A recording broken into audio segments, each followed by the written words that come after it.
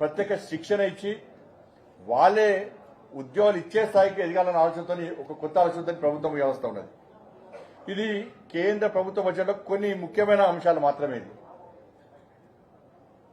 దాంతోపాటు కేంద్ర బడ్జెట్లో తెలంగాణ కేటాయింపులు ఏమి ఇవ్వలేదన్నారు పాపం వాళ్ళు. రాబోయే 5 ఏళ్లలో 20 లక్షల మంది యువతి యువకులకు శిక్షణ ఇచ్చి ఉద్యోగ ఉపాధి అవకాశాలు కల్పించాలని చెప్పి కేంద్ర ప్రభుత్వం బడ్జెట్లో స్పష్టం చేయడం జరిగింది. ఉన్నత విద్య చదువుకోవాలనేటువంటి లక్షలాది మంది విద్యార్థులకు 10 లక్షల రూపాయల వరకు రుణ సహాయం ఇవ్వాలని చెప్పి 3 లక్షల కోట్ల మహిళా బడ్జెట్లో లక్షల మంది తెలంగాణ మహిళలకు ఉపాధి కలిగే అవకాశం ఉంది. దాంతోపాటు గరిష్టంగా అంటే 20 లక్షల రూపాయల వరకు గల ముద్ర రుణాలు తెలంగాణ రాష్ట్రం కూడా వస్తాయి. అవి దాంతోపాటు అర్బన్ ప్రాంతాల్లో నిర్మించేటువంటి ఇళ్ల నిర్మాణం అంటే మధ్యతరగతి ప్రజల కోసం కూడా ఇవాళ 1 కోటి ఇళ్లలో తెలంగాణ కూడా జనాభా ప్రాతిపదికన వాటా వస్తుంది. మధ్యతరగతి ప్రజలు కూడా ఇళ్ల నిర్మాణం చేసుకోవడం కూడా ప్రభుత్వం ప్రత్యేకంగా సంక్షేమ పథకం ఉంది. దానికి ఇళ్ల నిర్మాణం కోసం దానికి జనాభా ప్రాతిపదికన తెలంగాణ రాష్ట్రం కూడా వాటా వస్తుంది. ఇలా ప్రధానమంత్రి ఆవాస్ యోజన కింద గ్రామీణ పట్టణ ప్రాంతాల్లో నిర్మించే 3 కోట్ల ఇళ్లలో తెలంగాణకు లక్షల ఇళ్లు వస్తాయి. ఇది రాష్ట్ర ప్రభుత్వం కూడా కేంద్రం యొక్క సహకారం తీసుకుంటాం ప్రధానమంత్రి ఆవాస్ యోజన కింద అని చెప్పి కూడా స్పష్టం చేయడం జరిగింది. దాంతోపాటు కేంద్ర పన్నుల రూపేణ ట్యాక్స్ డెవల్యూషన్ 26,216 కోట్లు, ట్యాక్స్ డెవల్యూషన్ 26,216 కోట్ల రూపాయలు, గ్రాంట్ ఇన్ ఎయిడ్ ద్వారా 21,075 కోట్ల రూపాయలు, ఎఫ్ఆర్బిఎం కు లోబడి 62,000 కోట్ల రుణాలు ఇవాళ తెలంగాణకు ఇచ్చింది. మొత్తము 2,91,000 కోట్ల 2,91,000 కోట్ల రాష్ట్ర బడ్జెట్ లో నిధులు అప్పుల రూపేణ కేంద్రం అంటే 2,91,000 రాష్ట్ర బడ్జెట్ లో కేంద్రము 1,09,000 కోట్ల రూపాయలు నిధులుస్తున్నది. అంటే బడ్జెట్ లో 2 లక్షల కోట్ల బడ్జెట్ రాష్ట్ర ప్రభుత్వం అయితే 1,00,000 కోట్ల రూపాయలను కేంద్రం ఇస్తున్న నిధుల రూపాయలు అని కలిపియాలి. కానీ కేంద్రం ఏమి ఇస్తలేదంటారు. రైల్వే కేటాయింపులకు సంబంధించి తెలంగాణకి బడ్జెట్ లో 5,336 కోట్ల రూపాయలు ప్రత్యేకంగా తెలంగాణకు రైల్వే బడ్జెట్ కేటాయించడం జరిగింది. దీంతో పాటు గతంలో బీఆర్ఎస్ పార్టీ ఏం చేయలేదన్నది. గతంలో 9 నెలల్లో 31,221 కోట్ల రూపాయల ఖర్చును ఇలా పోయినసారి గత 10 ఏళ్లలో తెలంగాణ రాష్ట్రానికి కేంద్ర ప్రభుత్వం రైల్వే కోసం కేటాయించడం జరిగింది. యూపీఏ ప్రభుత్వము గతంలో కేటాయించిన దానికంటే 20 రెట్లు ఎక్కువ కేటాయించినాం. ఈ 10 ఏళ్లలో 32,946 కోట్ల వ్యయంతో నూతన రైల్వే ట్రాక్ల నిర్మాణం తెలంగాణ రాష్ట్రంలో చేపట్టడం జరిగింది. ఇప్పటికే 100% రైల్వే విద్యుతీకరణ పనులు పూర్తి చేస్తాం. 100% తెలంగాణ రాష్ట్రంలో ఎక్కడ కూడా కనీసం పెండింగ్ లేదు. ఎక్కడ కూడా. దాంతోపాటు తెలంగాణ రాష్ట్రంలో 437 ఆర్ఓబీలు, ఆర్యూబీలు 437. కరీంనగర్లో తీవ్ర పని కూడా ఉన్నది. 40 రైల్వే స్టేషన్ ఆధునీకరణ పనులు. దానిలో భాగంగా కరీంనగర్, పెద్దపల్లి, రామగుండం రైల్వే స్టేషన్ కూడా కొత్త టెక్నాలజీతో ఆధునీకరించే పనులు కూడా ప్రారంభమైనాయి. 217 కోట్లతో సికింద్రాబాద్ రైల్వే స్టేషన్ ఆధునీకరణ జరుగుతున్న విషయం అందరూ తెలిసిందే. అది చెర్లపల్లిలో హైదరాబాద్ లో ఈ ట్రాఫిక్ ఇబ్బంది వల్ల దాంతో ప్రజలు ఇబ్బంది పడుతున్నారు. కేవలం నాంపల్లి, సికింద్రాబాద్ స్టేషన్లే ఉన్నాయి.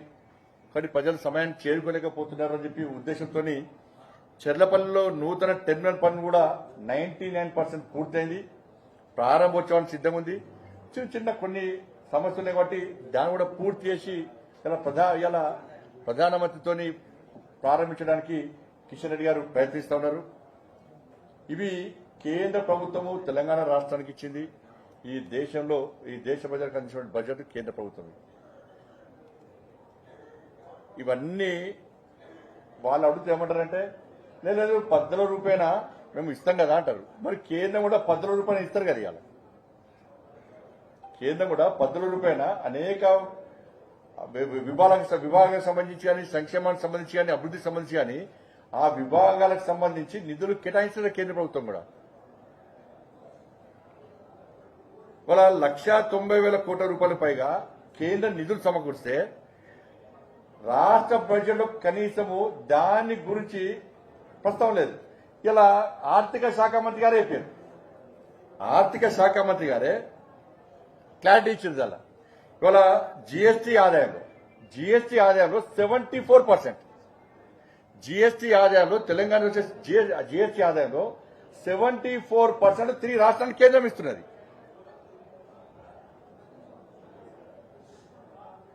గతంలో డెవల్యూషన్ ఫండ్ గతంలో 32% ఉండే, దాన్ని 42% నరేంద్ర మోడీ గారు ప్రభుత్వం చేసింది. కానీ ఈ ఒక్క విషయంలో మాత్రం కేసీఆర్ గారు నరేంద్ర మోడీ గారికి కృతజ్ఞతలు చెప్పారు. పాపం ఈ ఒక్క విషయంలో మాత్రం కృతజ్ఞతలు చెప్పారు. పైసలు వచ్చేటి కదా. 32% డెవల్యూషన్ ఫండ్ దాన్ని శాతాన్ని 10% పెంచి మరి రాష్ట్రానికి అదనంగా ఆదాయం విధిస్తున్నట్టా లేదా దీని గురించి మాట్లాడరు. 74% జీఎస్టీ వస్తుంది, దాని గురించి మాట్లాడరు. ప్రస్తుతం ఉంటుంది దాని గురించి. దాంతోపాటు గత 5 years లో 5 ఏళ్లలో 6,177 కోట్ల రూపాయలు ప్రత్యేక సాయం. అంటే ఇది ఏంటంటే ఒక 50 years వరకు కూడా ఇలాంటి వడ్డీ లేని రుణం. ఈ వడ్డీ లేని రుణము గత 5 years లో తెలంగాణకు 6,177 కోట్ల రూపాయలు ఇచ్చాం మనం. దాని గురించి మాట్లాడరు.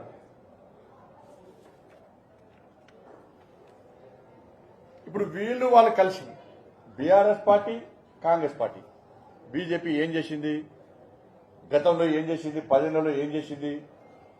మరి గత 10 ఏళ్లలో ఏం చేయనప్పుడు కాంగ్రెస్ పార్టీ ఈ 10 ఏళ్లలో ఎందుకు ఉద్యమాలు చేయాలి బీజేపీ వ్యతిరేకంగా?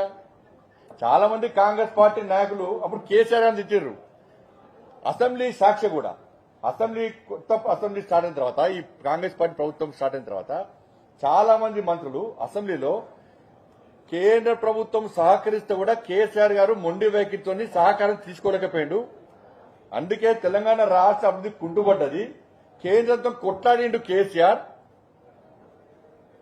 అని చెప్పించి ఇదే కాంగ్రెస్ పార్టీ ప్రభుత్వంలోని మంత్రులు అసెంబ్లీ వేదికగా మాట్లాడారు. కాంగ్రెస్ పార్టీ 10 సంవత్సరాల్లో ఏరు కూడా కేసీఆర్ వ్యతిరేకంగా మాట్లాడలే. మరి కేంద్రానికి వ్యతిరేకంగా మాట్లాడలే, సహకరిస్తారని చెప్పి ఏం చేయలే. ఇప్పుడు అంతా వాళ్ళన్నారు, ఇప్పుడు వీళ్ళు అంటున్నారు.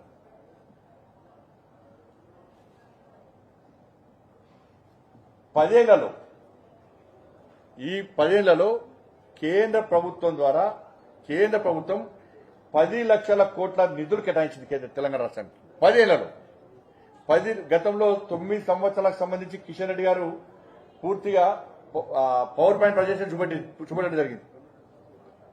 దాని తర్వాత ఇంకో 1 year 10 లక్షల కోట్లు ఇచ్చాం. మనం 10 ఏళ్లలో 10 లక్షల కోట్ల రూపాయల నిధులు మనం సంక్షేమ పథకాలు కానీ, అభివృద్ధి నిధులు కానీ, రుణాల రూపకంగా మనకి కేటాయించిన విషయం వాస్తవం. ఆధారాలతో సహా అనేక ప్రాంతాల్లో అనేక సందర్భాల్లో మేము స్పష్టం చేయడం జరిగింది. అవి చెప్పినాకనే కేసీఆర్ అనుమూసుకుని సప్లై కొన్నాడు. ఆ ఉరుడు బంద్ చేసినప్పుడు కేసీఆర్ మన ట్యాక్స్ 10 ఏళ్లలో ట్యాక్స్ డివల్యూషన్ వివిధ కేంద్ర పథకాల అమలు కోసం ఈ 10 ఏళ్లలో 6,75,000 కోట్ల రూపాయలు ఖర్చు చేసినాం. ఇలా కొనుగోలు వడ్లు పత్తి సేకరణ కోసం, కొనుగోళ్ల కోసం ఇలా పండించిన ప్రతి గింజ మేమే కొంటాం, కేంద్ర ప్రభుత్వం పెత్తనం ఏంది అని చెప్పి గతంలో కేసీఆర్ మంత్రివర్గం అన్నారు. నేను అనేక కొనుగోలు సెంటర్ తిరిగినాను. సుధీర్ తాడు చూపెట్టినా, సుధీర్ తాడు పైసలు కేంద్రం వేస్తుంది, గోనె సంచి పైసలు కేంద్రం వేస్తుంది, ట్రాన్స్పోర్టేషన్ పైసలు కేంద్రం వేస్తుంది, అక్కడ లేబర్ పైసలు కేంద్రం వేస్తుంది, అక్కడ పనిచేసే క్లర్కుల పైసలు కేంద్రం వేస్తుంది, రాష్ట్ర ప్రభుత్వం బ్రోకర్ చేసిన కమిషన్లు కేంద్రం వేస్తుంది, ఈ వడ్లను స్టోరేజ్ చేసేందుకు ఆ గోదాం కిరాయి కూడా కేంద్రం వేస్తుంది. ఇవన్నీ చెప్పుకుంటూ వచ్చినాం. ఇప్పుడు దానికోసము 1,60,000 కోట్ల రూపాయలు కేటాయించాం మనం. ఈ 10 ఏళ్లలో 1,60,000 కోట్ల రూపాయలు ఖర్చు చేసింది కేంద్ర ప్రభుత్వం. ఎలా వడ్లు పత్తి సేకరణ కోసం. కిసాన్ సమ్మాన్ నిధి కింద 30 లక్షల మంది రైతులకు 9,000 కోట్ల రూపాయలు ఇలా కేంద్ర ప్రభుత్వం కేటాయించింది. ఇలా ఎంఎస్పీ 10 సంవత్సరాల్లో ఎంఎస్పీ 9 సార్లు పెంచినాం. 10 సంవత్సరాల్లో ఎంఎస్పీ 9 సార్లు పెంచినాం. ఎంఎస్పీ కింద 27,000 కోట్ల రూపాయలు కేటాయించడం తెలంగాణ రాష్ట్రానికి ఖర్చు పెట్టినాం మనం. ఉపాధి హామీ ద్వారా 29,000 కోట్ల రూపాయలు గల ఉపాధి హామీ కోసం తెలంగాణ రాష్ట్రానికి ఖర్చు పెట్టాం. జన్ధన్ ఖాతా 1,13,00,000 మందికి జన్ధన్ ఖాతా ద్వారా 3,600 కోట్ల రూపాయలు వాళ్ళ అకౌంట్లో జమ చేసినాం మనం. ఇలా గరీబ్ కళ్యాణ్ అన్న యోజన కింద రైస్ వాటి కోసం 1,91,00,000 మందికి ఇలా బియ్యం పంపిణీ చేస్తాం. 1,91,00,000 మందికి ఇలా బియ్యం పంపిణీ చేస్తాం మనం గరీబ్ కళ్యాణ్ అన్న యోజన కింద. కానీ ఫోటోలు మాత్రం కేసీఆర్ పెట్టుకున్నాడు. కేంద్రం ఇచ్చే బియ్యానికి ఫోటో ఆయన పెట్టుకున్నాడు. ఇలా 14th finance 15th finance commission ద్వారా గ్రామ పంచాయతీలకు 12,580 కోట్ల రూపాయలను కేంద్ర ప్రభుత్వం గత 10 నెలలు తెలంగాణ రాష్ట్రానికి ఇచ్చింది. 30 లక్షల టాయిలెట్స్ కట్టించినాం. 5,50,000 ఇళ్లకు కరెంటు సౌకర్యం కల్పించినాం. హైవేస్ నిర్మాణం కోసం 1,15,000 కోట్ల రూపాయలు ఖర్చు చేసినాం. గ్రామీణ సడక్ యోజన కింద 1,100 కోట్ల రూపాయలు ఖర్చు చేసినాం. దాదాపు 4,000 గ్రామీణ సడక్ యోజన 4,000 కిలోమీటర్ల రోడ్ల నిర్మాణం చేపట్టాం. దీని ద్వారా వరంగల్లో కాకతీయ, ఆదిలాబాద్లో రిమ్స్ మెడికల్ హాస్పిటల్ నిర్మాణం జరిగింది. హైదరాబాద్లో ఈఎస్ఐ సూపర్ స్పెషాలిటీ హాస్పిటల్ నిర్మాణం. 30 లక్షల ఇళ్లకు జలజీవన్ మిషన్ కింద నల్ల కనెక్షన్ ఇవ్వడం జరిగింది. పీఎం స్వనిధి కింద 23,000 కోట్ల రూపాయల లబ్ధి ఇవాళ పీఎం స్వనిధి కింద ఇవ్వడం జరిగింది. ఆయుష్మాన్ భారత్ స్కీమ్ కింద 80 లక్షల మందికి పైగా లబ్ధి ఇవ్వడం జరిగింది. లాస్ట్ వాళ్ళ 11,80,000 మందికి వాళ్ళ గ్యాస్ కనెక్షన్ ఇవ్వడం జరిగింది ఈ ఏడాది మార్చిలో. దాంతోపాటు మొన్న ఎన్నికల కంటే ముందు కూడా ప్రధానమంత్రి గారు ఈ రాష్ట్రంలో పర్యటించినప్పుడు అనేక అభివృద్ది కార్యక్రమాలు ప్రారంభించడం జరిగింది. వాళ్ళ గత ఏడాది మార్చిలో ప్రధానమంత్రి గారు ఆదిలాబాద్ పర్యటనలో 56,000 కోట్ల రూపాయలు, సంగారెడ్డి పర్యటనలో 6,800 కోట్ల రూపాయల వ్యయంతో నేషనల్ హైవేస్, రైల్వే లైన్ వంటి అభివృద్ది పనులు ప్రారంభించడం జరిగింది. మనోహరాబాద్, సిద్దిపేట కలుపుతూ కొత్త రైలు మార్గంతో సహా రైలు ప్రాజెక్టులను అంకితం చేయడం జరిగింది. గత అక్టోబర్ 3న ప్రధానమంత్రి గారు నిజామాబాద్ పర్యటనలో 8,000 కోట్ల రూపాయల విలువైన వివిధ అభివృద్ది పనులకు శంకుస్థాపన చేయడం జరిగింది. అక్టోబర్ 13న ప్రధానమంత్రి గారు పాలమూరు జిల్లాలో వివిధ పనులకు సంబంధించి 13,500 కోట్ల రూపాయలకు సంబంధించి అభివృద్ది పనులకు శంకుస్థాపన చేయడం జరిగింది. హైదరాబాద్ విశాఖపట్నం కారిడార్ పనుల కోసం 2,460 కోట్ల రూపాయలు కేటాయించడం జరిగింది. Hasanabad Chellapalli LPG pipe line gas project కోసం 2,170 కోట్ల రూపాయలు కేటాయించడం జరిగింది ఎల్పీజీ కోసం. ఇవి ఈ 10 సంవత్సరాల్లో తెలంగాణ రాష్ట్రానికి కేంద్ర ప్రభుత్వము ప్రగతి రూపంలో అభివృద్ది విషయంలో గానీ, సంక్షేమ పథకాల విషయంలో గానీ కేటాయించడం లేదు. ఇవి మాట్లాడారు, ఇవి బయట చెప్పరు. విభజన చట్టానికి వస్తారు. విభజన చట్టానికి విషయానికి వస్తే, చట్టం హామీల విషయానికి వస్తే 6,323 కోట్లతోని గతంలో మూసేసినటువంటి రామగుండం ఎరువుల కర్మాగారాన్ని పునరుద్ధరించిన విషయాన్ని అందరికీ తెలిసిందే. ఇవాళ 4,000 మెగావాట్ల యూనిట్ల కరెంటు ఉత్పత్తి లక్ష్యంగా ఇవాళ ఎన్టీపీసీ 11,000 కోట్ల వ్యయంతో 2 యూనిట్లు పూర్తి చేస్తాం. ఆల్రెడీ 11 కోట్ల వ్యయంతో 2 యూనిట్లు పూర్తి చేస్తాం. ఇప్పటికే 1,600 మెగావాట్ల విద్యుత్తును మనం వాడుకుంటున్నాం తెలంగాణ రాష్ట్రానికి. అప్పుడు కాంగ్రెస్ పార్టీ ప్రభుత్వం తెలంగాణ ఏర్పాటు విషయంలో తెలంగాణ రాష్ట్రం ఏర్పడితే తెలంగాణ మొత్తం అంధకారం అవుతుంది, మిమ్మల్ని ఎవరు పట్టించుకోరు అని చెప్పి అప్పుడు నన్ను కాంగ్రెస్ పార్టీ మాట్లాడిన తర్వాత తెలంగాణ రాష్ట్ర ప్రజలకు ఇబ్బంది రావద్దని చెప్పి కేంద్ర ప్రభుత్వం సానుకూలంగా స్పందించి వాళ్ళ 5 యూనిట్లను ప్రారంభించడానికి పూర్తి 100% ఖర్చు కేంద్ర ప్రభుత్వం అందే. 100% ఖర్చు కేంద్ర ప్రభుత్వం అందే. 6 యూనిట్లను మేము ప్రారంభించడానికి సిద్ధంగా ఉన్నాం. మేము దానికి మీరు సహకరించాలని చెప్పి అప్పుడు ప్రభుత్వం పడితే అప్పటి రాష్ట్ర ప్రభుత్వం సహకరించలే. అప్పుడు రాష్ట్ర ప్రభుత్వం దానివల్ల కేవలం 2 యూనిట్లు మాత్రం ప్రారంభమైన అక్కడ. ఈ 2 యూనిట్లకు కేంద్ర ప్రభుత్వం 11,000 కోట్ల రూపాయలు ఇచ్చింది ఆల్రెడీ. దాని ద్వారా 1600 మెగావాట్ల విద్యుత్తులు మనం వాడుకుంటున్నాం. మనం ఇప్పుడు 5 ఇంకా 3 యూనిట్లు ప్రారంభించడానికి కేంద్రం సిద్ధంగా ఉంది. దానికోసం పవర్ పర్చేస్ అగ్రిమెంట్ కోసం గత ప్రభుత్వం ముందుకు రాలే. ఇక్కడ తక్కువ రేటుకు మనం విద్యుత్తును ఉత్పత్తి చేసుకునే అవకాశం ఉంది. ఆ విద్యుత్తును వాడుకునే అవకాశం ఉంది. కేంద్ర ప్రభుత్వం పూర్తి నిధులు ఇవ్వడానికి అవకాశం ఉంది. వాళ్ళు కేవలం అగ్రిమెంట్ చేసుకోవడమే. కేసీఆర్ గారు కళ్ళు మూసుకొని సంతకం పెట్టాలి. కళ్ళు మూసుకొని సంతకం పెట్టాలి. కానీ కళ్ళు మూసుకొని సంతకం పెడితే వచ్చే కమిషన్ రావైనకు రూపాయికి వచ్చేదాన్ని 6 రూపాయలకు కొంటున్నాడు పక్క రాష్ట్రాలతో.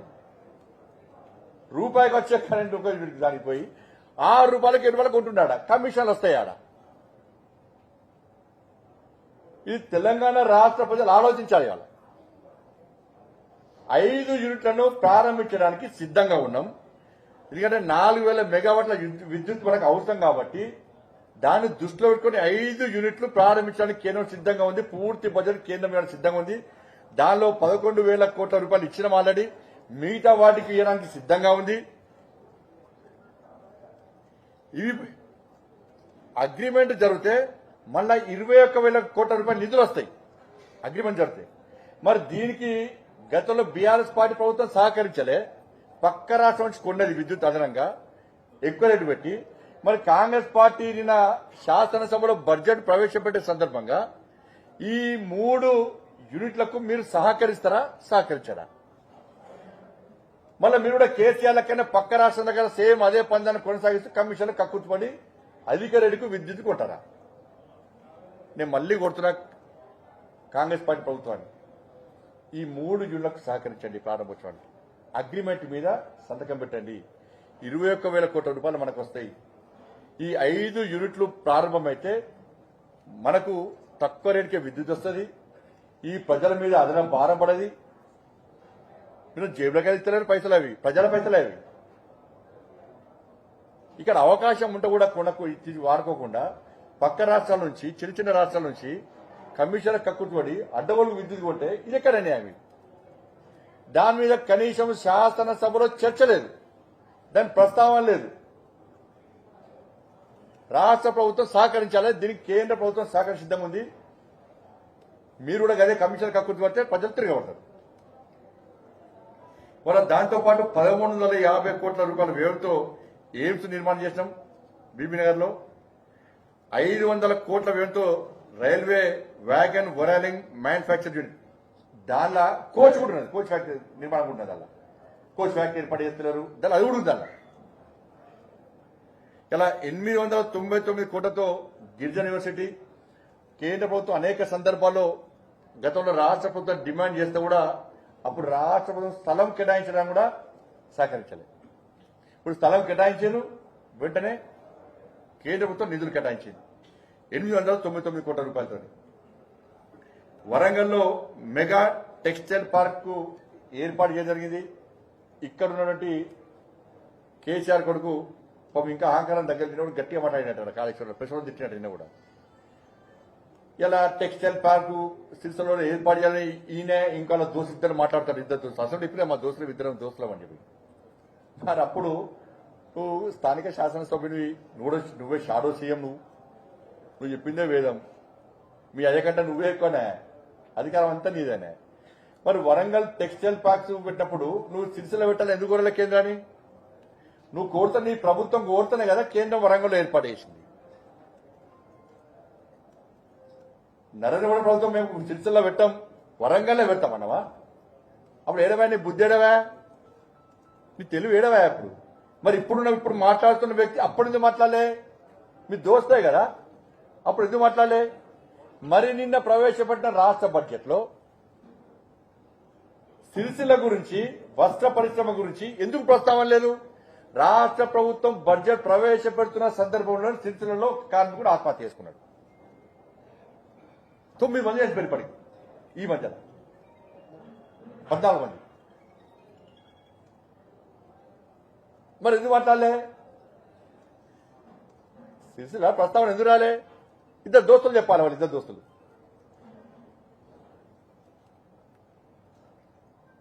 అలా బయ్యారం స్టీల్ ఫ్యాక్టరీ గురించి ఇది అసాధ్యం అని చెప్పి గతంలో కాంగ్రెస్ పార్టీ చెప్పింది, బీఆర్ఎస్ పార్టీ చెప్పింది. ఆ ప్రభుత్వం మారగానే వాళ్ళు మరుగుతున్నారు, వీళ్ళ ప్రభుత్వం రాగానే మళ్ళీ వీళ్ళు దాని గురించి మాట్లాడుతున్నారు ఇవాళ. అప్పుడు ఎందుకు సాధ్యం కాదని చెప్పింది మీరు? మీరున్నప్పుడు క్వాలిటీ ఉండేదల్లా సాధ్యం కాదు మీరే చెప్తారు. మళ్ళీ ఇప్పుడు మీరే విమర్శిస్తా ఉన్నారు. ఇవి కేంద్రానికి సంబంధించింది. ఇవన్నీ చేస్తే కూడా కేంద్రానికి వ్యతిరేకంగా వాళ్ళ రాష్ట్ర అసెంబ్లీలో తీర్మానం చేయడం ఇంత